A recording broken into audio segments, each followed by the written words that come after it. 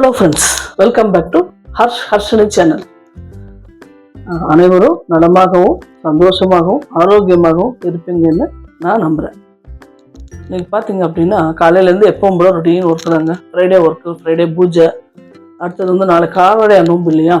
அதனால் உங்களுக்கு வந்து இந்த காரடையா நோம்பு ரெசிபி போட்டு காட்டணும். வருஷம் செய்கிறது தான் அது போட்டிருக்கேன். இருந்தாலும் நியூ சப்ஸ்கிரைபர் வராங்க, அதனால் வந்து அவங்களுக்கும் ஒரு மரியாதை கொடுத்து நம்ம அதை செஞ்சு காமிக்கணும் இல்லையா?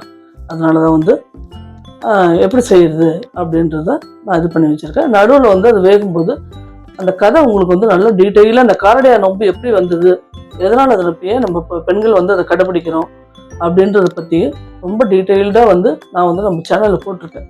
ஸ்டார்டிங்கில் அதை பார்த்தா தெரியும். இப்போ வந்து ஷார்ட் அண்ட் ஸ்வீட்டாக போடுறேன். ஷார்ட்டாக இருக்கும், ஆனால் ஸ்வீட்டாக இருக்குமா என்னன்றது நீங்கள் பார்த்துட்டு கமெண்ட்ஸில் சொன்னால் தான் எனக்கே தெரியும். அதனால் வந்து நான் வந்து இப்போ வந்து வீடியோ பார்க்கலாம் வாங்க. இப்போ வந்து அரிசி வந்து பார்த்திங்க அப்படின்னா நாளைக்கு காரடையா நோம்புனால நாளைக்கு நாங்கள் பண்ண போகிறதுனால கொஞ்சமாக இதால் ஒன்று இப்போ வந்து உங்களுக்கு செஞ்சு காமிக்கிறதுக்கோசரம் எடுத்துட்டுருக்கேன். நான் இந்த அளவு எடுத்துட்டுருக்கேன். நீங்கள் எந்த அளவு வேணாலும் எடுத்துக்கோங்க அரிசி, அதை பற்றி பிரச்சனை இல்லை. ஒரு டம்ளர் வந்து இது வந்து பச்சரிசியில் தான் செய்யணுங்க, புழுங்கல் அரிசியில் செய்யக்கூடாது அப்படின்னு சொல்லுவாங்க.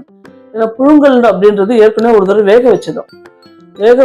வேக வச்ச அரிசியை திரும்ப அதில் வந்து நம்ம வந்து இதெல்லாம் சாப்பாடெல்லாம் செஞ்சு சுவாமிக்கு வச்சு பூஜை பண்ணுறதுனால பழசை வச்சு நம்ம பூஜை பண்ணுறோம் அப்படின்ற ஒரு அர்த்தம் ஆகும் அப்படின்னு சொல்லுவாங்க பெரியவங்க. அதனால வந்து முடிஞ்ச வரைக்கும் உங்கள் வீட்டு வழக்கம் எப்படி அப்படி செஞ்சுக்குங்க. எங்கள் வீட்டிலலாம் முடிஞ்ச வரைக்கும் நாங்கள் வந்து பச்சரிசியில் தான் நைவேத்தியம் சுவாமிக்கு செய்கிறோம். அதில் வந்து பச்சரிசி வந்து இதால் வந்து 2 டம்ளர் எடுத்துகிட்டு இருக்குங்க. உப்படைக்கு 1 டம்ளரும் வெள்ளடைக்கு 1 டம்ளரும். நைவேத்தியத்துக்கு வெள்ளடை மட்டும்தான் வைப்போம். உப்படை வந்து ரொம்ப டேஸ்ட்டுக்கு தான். வெள்ளடையே செஞ்சால் வயிறு ரொம்ப அது இல்லையா? அன்னைக்கு பூரா இந்த நோம்பு வந்து எந்த டைமில் வேணாலும் வருங்க. காலையில் வரும், சாயங்காலம் வரும், மத்தியானம் வரும், மிட் நைட்டில் வரும், எப்போ வேணாலும் வரும். அப்படி அது வரும்போது பார்த்தீங்கன்னா அது எந்த டைமில் வருதோ அந்த டைம் வரைக்கும் நம்ம ஒன்றும் சாப்பிடாம வெறும் கஞ்சி இல்லை ரவை உப்புமா அந்த மாதிரி ஏதாவது ஒரு வேளை சாப்பிட்டுட்டு ஒரு காஃபி அது மாதிரி குடிச்சுருந்தா இருக்கும். சுமங்களுக்கு சாலடு கட்டின உடனே தான் அந்த சாப்பிடணும் அப்படின்வாங்க அந்த இது. அதனால வந்து வெறும் வெள்ளடையாக இருந்தால் 1-2க்கு மேலே சாப்பிட முடியாது நம்மளால வெறும் வயிறு இருக்கும்போது.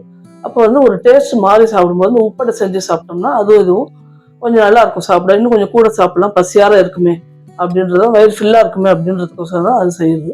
இப்போ வந்து நம்ம வந்து அந்த இது வந்து எப்படி செய்யுதுன்னு பார்க்கலாம் வாங்க. இப்போ வந்து இதால் 2 டம்ளர் நான் எடுத்துருக்க பச்சரிசி, 1 டம்ளர் வந்து உப்படைக்கும் 1 டம்ளர் வெள்ளடைக்கும். நம்ம எந்த டம்ளர் அதில் எடுத்துக்கிறோமோ வெள்ளடைக்கு அதால் வந்து 3/4 டம்ளர் வெல்லம் எடுத்துக்கணுங்க. நீங்கள் எந்த டம்ளர் படி வேணாலும் முறை வேணாலும் எடுத்துக்கோங்க. 1க்கு 3/4 பங்கு வெல்லம். அப்புறம் வந்து 1க்கு 2.5 டம்ளர் தண்ணி.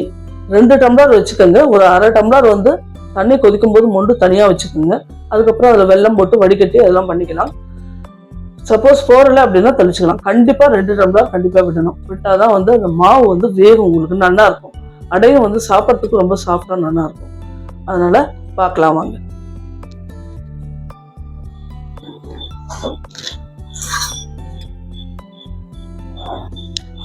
முத்தாங்க அரிசி 2 ஒரே அளவுல எடுத்துக்கலாம். நாங்க வந்து எங்க வீட்டுல 2மே ஒரே அளவுல வறுத்துப்போங்க. ஒரு சில பேர் வந்து உப்படைக்கு வந்து கொஞ்சம் செவந்த உடனே எடுத்து வச்சுட்டு அதுக்கப்புறம் வந்து வெள்ளடைக்கு கொஞ்சம் டீப்பா வறுப்பாங்க. அது எப்படி வேணாலும் நம்ம செஞ்சுக்கலாம், நம்ம விருப்பம் தான் அது.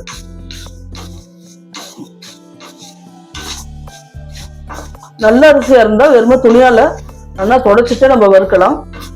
இதே வந்து இது ரேஷன் அரிசியோ இல்லை ரொம்ப நாள் பட அரிசியோ கொஞ்சம் தூசி கும்பலாக இருந்ததுன்னா களைஞ்சி உணர்த்திக்கணும். இது வந்து நல்ல அரிசி இதுக்கோசரம் வாங்கிட்டு வந்தது நான். அதனால வந்து அது அப்படியே வந்து நான் ஃப்ரை பண்ணுறேன். சில பேர் களைஞ்சி உணர்த்திட்டு மாவை வந்து நல்லா களைஞ்சி 2 நாளைக்கு அரிசி உணர்த்திட்டு அரிசியை வந்து மாவாக்கி மிக்சியில் அரைச்சிட்டு அந்த மாவை கூட வறுத்துப்பாங்க. அது நம்ம விஷயம், நம்ம சௌகரியம் தான்.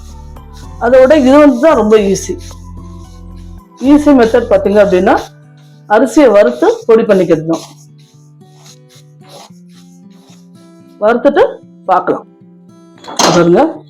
நல்லா அரிசியை செவக்க வறுத்து மாவை வந்து நல்லா மிக்சியில பொடி பண்ணிக்கிட்டுங்க. நல்லா நைஸா இருக்கு பார்த்தீங்களா மாவு? இந்த அளவுக்கு நல்லா பொடி பண்ணிக்கணும். ரொம்ப குறைன்னு இருக்கக்கூடாது, நைஸா இருந்தாலும் நல்லா தான் இருக்கும். அது சலிக்கணுன்ற அவசியம் கிடையாது, வேணும்னா சலிச்சுக்கலாம், உங்க விருப்பம் தான். நான் வந்து சலிக்கலாம் மாட்டேன் எப்பவுமே, ஏன்னா இந்த மாவு இதுலேயே வந்து நல்லா வெந்துடும் உங்களுக்கு. அதனாலதான் இப்போ அடுத்தது வந்து இது வந்து எப்படி செய்யறது அப்படின்றது பார்ப்போம். மாவு ரெடி பண்ணியாச்சு நம்ம. முதல்ல இதுல 2-4 ஏலக்காவையும் போட்டு நான் பொடி பண்ணி எடுத்து வச்சுட்டேன்.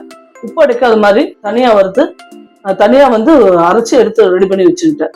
இப்போ வந்து வெள்ளடைக்கு மட்டும் இது பார்ப்போம். அது தண்ணி பார்த்தீங்கன்னா இதுக்கு இதால தான் நம்ம அரிசி எடுத்துட்டோம். அதனால இதால 1 2 ஒரு 2.5 டம்ளர் வச்சிருக்கேன் ஜனம். இப்போ இதுல வந்து பாத்தீங்க அப்படின்னா நான் வந்து கார்த்தாலேயே ஒரு வறுத்துட்டு செவக்க வறுத்துட்டு இந்த வெந்நீர்ல வந்து ஊற போட்டேங்க. காலையிலேயே வறுத்துட்டு வெந்நீர்ல வந்து இந்த ஊற போட்டது காராமணின்னு சொல்லுவாங்க. காராமணி இல்லைன்னா தட்டைப்பயிறு அப்படின்னு சொல்லுவாங்க. இதுதான் வந்து சாவித்திரி அதில் போட்டாங்க. அதனால நம்மளும் அதை போடணும் அப்படின்னு சொல்லுவாங்க. அதனால இது வந்து இதுவும் வந்து ஊற வச்சு எடுத்து வச்சுக்கணும். நம்ம சும்மா ஒரு பிடிச்ச நிறைய போடக்கூடாது. ஒரு இந்த டம்ளருக்கு இது பாருங்களேன், இவ்வளவுதான் போட்டிருக்கேன் நான். அவ்வளவுதான். கொஞ்சமா அங்க ஒண்ணு இங்க ஒண்ணா வாயில கடிபடணும். இது வந்து நிறைய போட்டாலும் அது ஒரு டேஸ்ட் மாறிடும் உங்களுக்கு. அதுக்கோசரம் இதை வந்து வறுத்து ஊற வச்சுட்டா நல்லா ஊறி போச்சு. இப்போ இந்த வெந்நீர் தலைக்கும் போது இதில் போட்டுட்டா இது அப்படியே வெந்துடும் உங்களுக்கு.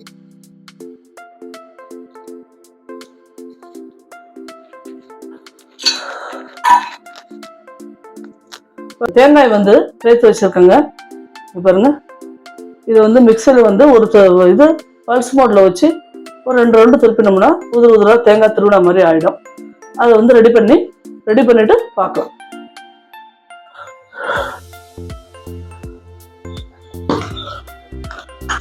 தேங்காய் பார்த்தீங்கன்னா தேங்காய் நல்லா இதாயிடுச்சு. இப்போ வந்து இது வந்து பல்லா வந்து கீரையும் நம்ம போடலாங்க. பட் ஆனால் வயசானவங்க வீட்டில் குழந்தைங்க இருந்தால் கடிக்க முடியலன்னு அதனால இப்படி துருவியே நான் போட்டுறது கொஞ்சம்.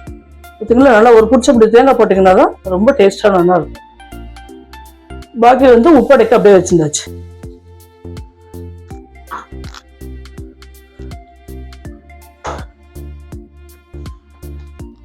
ஒரு இதுதான் வந்து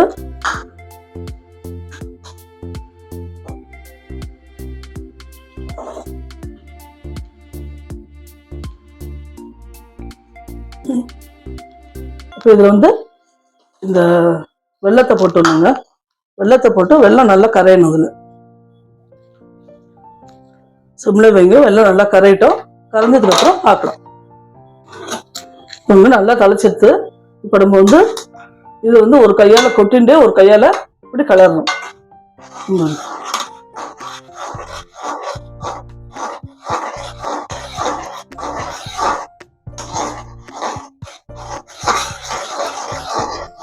நல்லா கலர்ண்டே இருக்கணுங்க. கட்டி தட்டாத வரணும். இது சிம்ல வச்சு பண்ணுங்க. கலரிட்டு காமிக்கிறேன் உங்களுக்கு. வெள்ளடைக்கு மாவு ரெடி பண்ணி வச்சு பாருங்க. நல்லா வின்னு நல்லா இருக்கு பார்த்தீங்களா. இந்த மாதிரி இருக்கணும். ரொம்ப வந்து தளதளவாகவும் இருக்கக்கூடாது, ரொம்ப கெட்டியாகவும் இருக்கக்கூடாது, நார்மலா இருக்கணும். இது கொஞ்சம் ஆறினோடனே நம்ம தண்ணியை தொட்டு அடை தட்டி அந்த இதுல இட்லி பாத்திரத்துல வச்சு வேக வைக்கிறதுக்கு கரெக்டா இருக்கும். இது அதுக்குள்ள நம்ம இது ஆறுறதுக்குள்ள உப்படைக்கு மாவு எப்படி கலர்றதுன்னு பார்த்துடலாம்.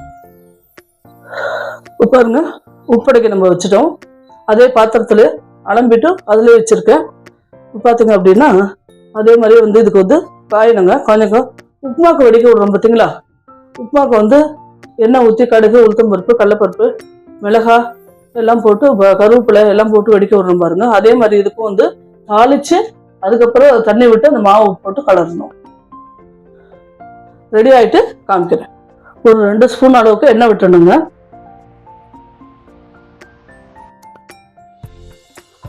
ரெண்டு ஸ்பூன் அளவுக்கு எண்ணெய் விட்டாச்சு.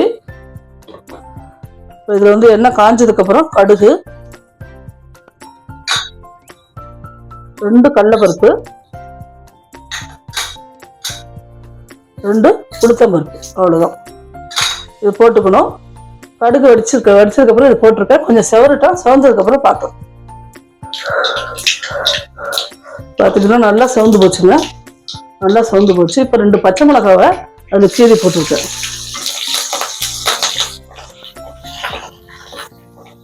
2 பச்சை மிளகாய் போட்டீங்கன்னா போதும். கருவேப்பிலை இதெல்லாம் போட்டாச்சு. போட்டுட்டு பெருங்காயம் அப்புறம் வந்து தேங்காங்க.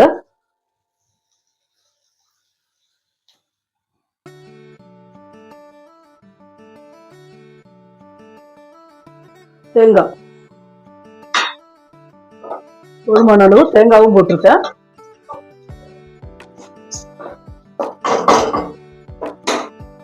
இது கொஞ்சம் வதங்கட்டும், பார்க்கலாம். பாருங்க நல்லா தலைக்கிறது பார்த்தீங்களா. இப்போ என்ன பண்ணணும், இப்படியே மாவு கொட்டி நல்லா கிளறிடணும். நல்லா கொட்டி கிளறிட்டே இருக்கணும். மாவை கரெக்டாக பிடிச்சிக்கிட்டீங்களா. கிளறி முடிச்சுட்டு காமிக்கிறேன் உங்களுக்கு. பார்த்தீங்களா, உப்பு கொஞ்சம் மட்டா பார்த்து போடுங்க, ஏன்னா கொஞ்சம் தான் போட்டிருக்கோம் நம்ம, அதனால.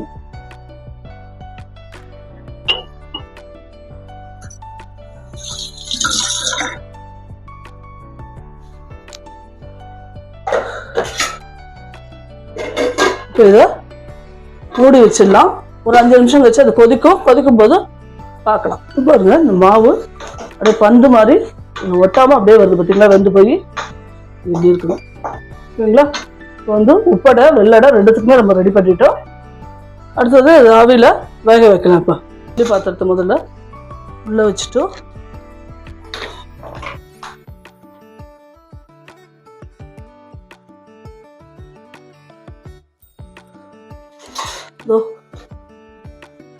இது வெள்ளடை ஒன்று இப்படி இப்படி தட்டுக்கணும். பக்கத்தில் கொஞ்சம் தண்ணி வச்சுக்கோங்க. தண்ணி வச்சுன்னு தட்டும்போது இன்னும் நல்லா வரும் உங்களுக்கு.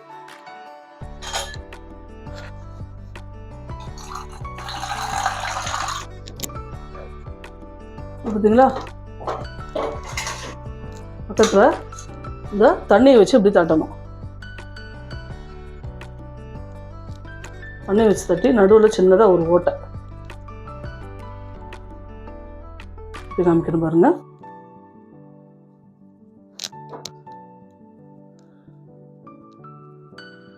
அவ்வளோதான் இருக்கா. இந்த மாதிரி சின்னதாக ஒரு ஓட்டையை போட்டு இப்படி வச்சாச்சு.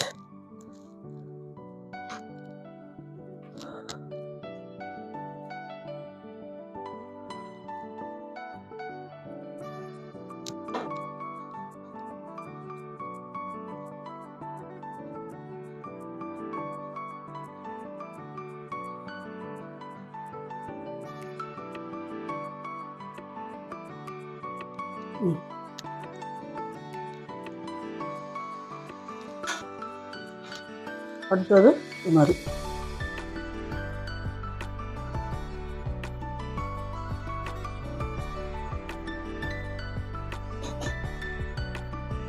ரொம்ப மெலிசாவும் தட்டக்கூடாது.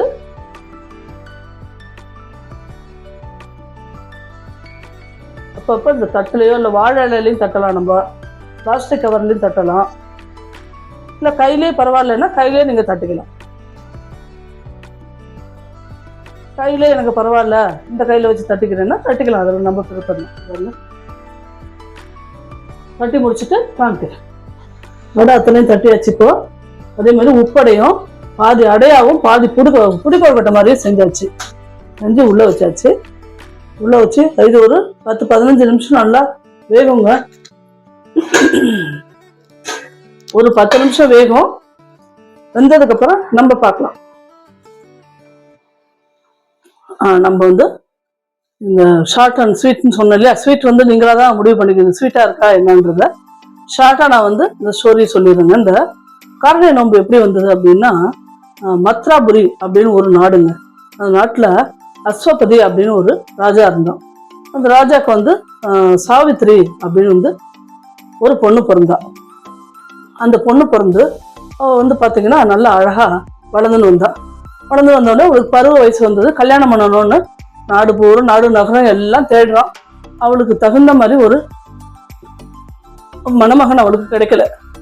சரின்ட்டு என்ன பண்றா, காட்டுக்கு ஒரு தடவை ஒரு விசிட் போயிட்டு வருவோன்ட்டு போறான். போகும்போது பார்த்தா அங்க கண்ணு தெரியாத ஒரு அழகான ஒரு இளைஞன் வந்து கண்ணு தெரியாத தன்னோட அப்பா அம்மாவுக்கு சேவை பண்ணிட்டு இருக்கான். அதை பார்த்துட்டு வந்து உடனே அவளை வந்து அவங்ககிட்ட வந்து தன்னோட மனசை பறி கொடுத்துட்டு, இல்லை கல்யாணம் பண்ணிட்டா இவரை தான் பண்ணிக்கணும், இந்த மாதிரி வந்து அப்பா அம்மாவை பார்த்துக்கிறவரை தான் நம்ம பண்ணிக்கணும் அப்படின்ட்டு வந்து அவங்க அப்பாட்ட வந்து சொல்கிறார், ராஜாட்ட வந்து சொல்கிறார், இந்த மாதிரிப்பா அப்படின்னு திருக்கண்ணு. அவர் வந்து சரின்னுட்டு என்ன பண்ணுறாரு, யார் என்னன்னு விசாரிக்கும் போது அவர் பேர் சத்தியவான். சாலுவ நாட்டை சேர்ந்தவர்.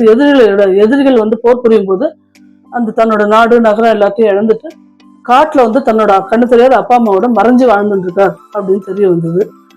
அப்பா வந்து சொல்றாரு, என்னதான் இருந்தாலும் தன் பொண்ணுக்கு எந்த ஒரு அப்பாவும் இப்படி ஒரு இது பண்ண மாட்டாங்க இல்லையா, சப்ஜெக்ட் பண்ண மாட்டாங்க. பொண்ணுகிட்ட வந்து கேட்கிறாரு, என்னம்மா இப்படி இருக்காரு, இப்படி இப்படி இப்படி பண்ணிட்டு அவரோட உன்னால வாழ முடியுமா, குடும்பம் நடத்த முடியுமா, என்ன ஏதுன்னு கேட்கிறாரு.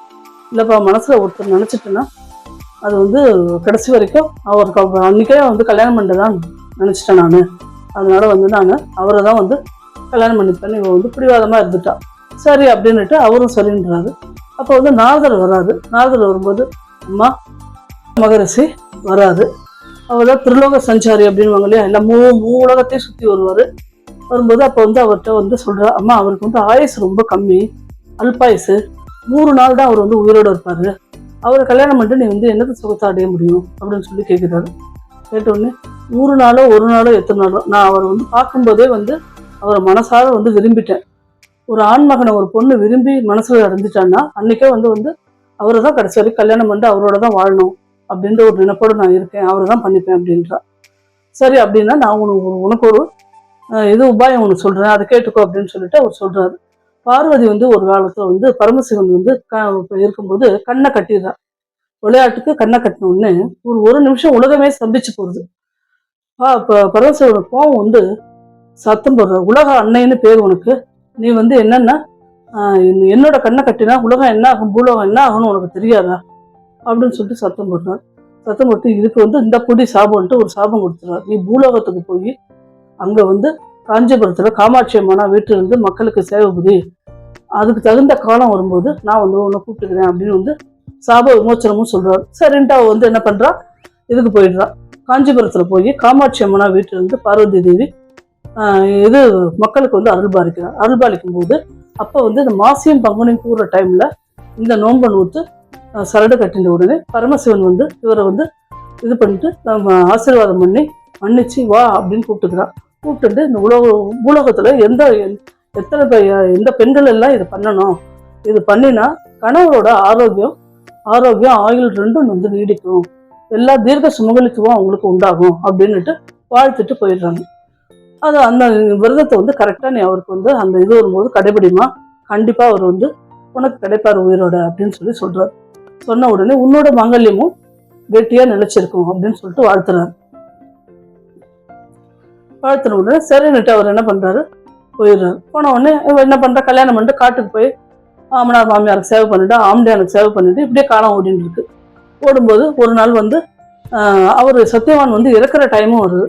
அந்த 100வது நாள் வந்து அவர் இறக்குற டைம் வருது. அன்னைக்குதான் வந்து மாசியம் பங்குனியும் கூடுற நோம்பு நூத்துட்டு அந்த கார அடைன்னு சொல்லுவா. இந்த காரு வந்து கார அரிசின்னு சொல்லுவா. இங்கெல்லாம் நமக்கு பச்சை அரிசி நல்ல அரிசி கிடைக்குது.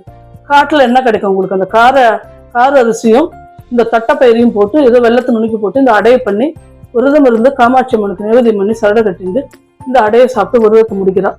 அதனாலதான் இதுக்கு வந்து காரடையார் நோம்பு அப்படின்னு பேர் வந்தது. இப்போ வந்து இந்த இதை வந்து பாத்தீங்க அப்படின்னா சரின்ட்டு அவர் வந்து நோம்பெல்லாம் முடிச்சுட்டு போறா. அவர் விறகு வெட்ட காட்டுக்கு போறான். போன உடனே தானும் கூடவே போறா காட்டுக்கு. போன உடனே கரெக்டா அந்த வந்து அவரோட அந்த உயிர் போற அந்த நேரம் வந்தது. வந்த உடனே அங்கேருந்து வந்து யமதர்மராஜா வந்து பாசா கைத்து போட்டு உயிரை இழுத்துட்டு போறாரு. போன உடனே பின்னோடவே இவளும் போறாரு. இவளும் போன உடனே என்னது யாரு என்ன பின்னாடி வருது, ஏமா நான் போறது உனக்கு தெரியுதா, நான் வந்து உன் கண்ணுக்கு தெரியுறா அப்படின்னு கேட்கிறாரு. அம்மா பதிவிரத்த, உன் கண்ணுக்கு நான் தெரியறேனா அப்படின்னு கேட்கிறாரு. நன்னா தெரியுறீங்களே, நன்னா தெரியுறீங்களே, என் புருஷன் உயிரை இந்த பாசக்கையை வச்சுட்டு போறீங்களே, நன்னா ஜோரா தெரியுறீங்களே அப்படின்றாரு. என் கூட வரக்கூடாதுமா, யமபுரிக்கு ஆயுள் முடிஞ்சவங்க அப்பதான் வரணும், உனக்கு இன்னும் ஆயுள் இருக்கு, நீ ஏன் இப்ப வர அப்படின்ற. என் கணவரை நீங்க கூட்டின்னு போனா நான் என்ன பண்ணுவேன், என் கணவர் இல்லாத என்னால இருக்க முடியாது, நானும் தான் வருவேன்னு போறேன்.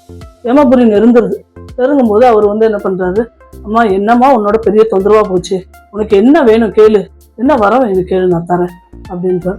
எனக்கு வந்து என்னன்னா நாங்க இழந்த ராஜ்யம் எங்களுக்கு வேணும், என் மாமனார் மாமியாருக்கு கண்ணு வேணும் அப்படின்னு கேட்கிறார். சரி அப்படியே ஆகட்டும், ததாஸ்து அப்படின்ட்டு வாழ்த்துறாரு. சரின்ட்டு இவன் என்ன பண்றா, சரின்ட்டு போறாரு. திருப்பியும் கூடவே போறான். கூட போனோடனே என்னம்மா அது, நான் தான் உனக்கு வேண்டியதை கொடுத்துட்டேனே, திரும்பவும் கூடவே வரையே, என்னம்மா இதுக்கு மேல நீ வரக்கூடாதுமா அப்படின்னு சொல்றாரு. ஸோ நான் நேரம் நெருங்குது குறிப்பிட்ட நேரத்துக்குள்ள நான் அந்த உயிரை கொண்டு அங்கே சேர்க்கணும் அப்படின்னு சொல்லி கேட்குறாரு. அவ உடனே இல்லை, அவர் ஒன்று சரி இன்னொரு வரம் தரேன் உனக்கு, என்னன்னு கேளு அப்படின்றாரு. நான் நிறைய குழந்தை குட்டிகளை பெற்றுக்கணும், எங்கள் மாமனார் மாமியார் பேரம்பேத்திகளோட விளையாடணும், அப்படி ஒரு வரம் எனக்கு கொடு அப்படின்னு சொல்லி கேட்குறாரு. இவர் போற அவசரத்தில் இருந்ததுனால யோசிக்காம ததாசு அப்படியே ஆகட்டும், நீ குழந்தை குட்டிகளோட தீர்க்க சுமங்களே இரு அப்படின்னு வாழ்த்திடுறாரு. வாழ்த்தினோடனே திருப்பி போறாரு அவரு கூட. ஏமா நீ கேட்டதுதான் நான் கொடுத்துட்டேனே, திருப்பி இருக்கேன் கூட வர, எங்க தீர்க்க சுமங்களே இரு, குழந்தை குட்டிகளோட இருன்னு என்னை வாழ்த்திட்டேன், என் புருஷனை நீ கூட்டிட்டு போனீங்கன்னா, எங்க ஆத்துக்கார கூட்டிட்டு போனீங்கன்னா நான் எப்படி குழந்தை குட்டி பெற்றுக்கிறது, சந்தோஷமா இருக்கு அப்படின்னு கேட்டாலும் அவளோட அறிவை மிச்சின அவர் அவரோட மதிய மதிநுட்பத்தையும் அறிவையும் ரொம்ப வியந்து பாராட்டி சத்தியவான் உயிரை திருப்பி கொடுத்துட்டு வாழ்த்துட்டு போனாரு. அவ மட்டும் இல்லை, இந்த உலகத்துல இருக்கிற பெண்கள் அத்தனை பேருமே, கன்னியா பெண்கள், குடும்ப பெண்கள் எல்லாருமே இந்த விரதத்தை கடைப்பிடிக்கிறவங்க அத்தனை பேருக்கும் மாங்கல்யத்துவம் அதிகமா இருக்கும், தீர்க்க சுமங்கலித்துவம் அதிகமா இருக்கும் அப்படின்ட்டு கணவர் ஆயுளோட இருப்பாருன்ட்டு வாழ்த்துட்டு போறாங்க. அதுக்குதான் இந்த நோன்புக்கு இந்த உப்படையும் வெள்ளடையும் செஞ்சு அதுக்கு வெண்ணெய் உருக்கக்கூடாது, வெண்ணெயை கட்டியா வச்சு அதை வச்சுக்கணும்.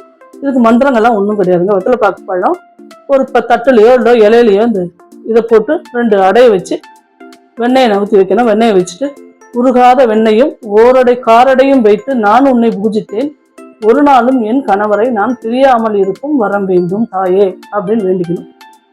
இன்னொரு தடவை சொல்றேன் பாருங்க. உருகாத வெண்ணையும் ஓரடையும் வைத்து நான் உன்னை பூஜித்தேன், ஒரு நாளும் நான் என் கணவரை பிரியாமல் இருக்கும் வரம் வேண்டும் தாயே அப்படின்னு 3 தடவை சொல்லி நேவேத்தியம் பண்ணி கற்பூரம் ஏற்றிட்டு இந்த சரடை கட்டிக்கணும். கட்டிட்டு துளசி அம்மனை கட்டணும். வீட்டில் எத்தனை சுமங்கலி இருக்காங்களோ சுமங்கலிக்கு ஒத்துருமே இல்லை, ஆமா ஹஸ்பண்ட் ஒய்ஃப் தான் இருந்தாங்கன்னா கணவரே மனைவிக்கு கட்டலாம்.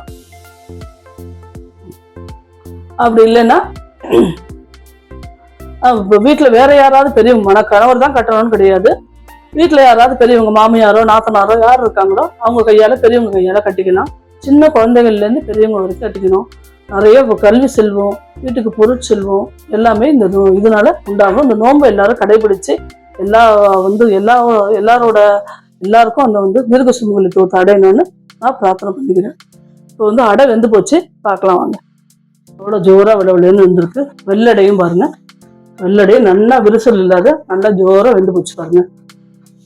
நல்லா விளவிலன்னு இப்படி தொட்டா கையில ஒட்டக்கூடாது, விண்ணுன்னு இருக்கணும்.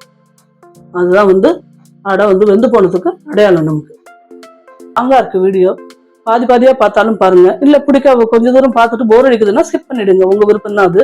லதைகளும் இந்த இதுவும் குழந்தைகள் இந்த வீட்டுல உள்ள குழந்தைகள்லாம் தெரிஞ்சுக்கிட்டா, பெண் குழந்தைகள், அதுவும் முக்கியமா பெண் குழந்தைகள் தெரிஞ்சுட்டா ரொம்ப நல்லது. அதனாலதான் இந்த கதையை நான் திரும்பவும் சொல்லியிருக்கேன். ரொம்ப டீட்டெயில்டா வேணும்னா ஃபர்ஸ்ட் வீடியோல நான் போட்டிருக்கேன். இதை நீங்க நம்ம ஹர்ஷினி சேனல் அதுல போயிட்டீங்கன்னா காரடையான் நோன்பு அப்படின்னு போட்டீங்கன்னா அது வரும். புதுசா வந்த சப்ஸ்கிரைபர் அதை பார்க்கலாம். இப்போ இந்த வீடியோ எல்லாருக்கும் பிடிச்சிருக்குன்னு நான் நம்புறேன். லைக் பண்ணுங்க, ஷேர் பண்ணுங்க, சப்ஸ்கிரைப் பண்ணுங்க. நாளைக்கு வேற ஒரு வீடியோவில் உங்களை நான் சந்திக்கிறேன். பை.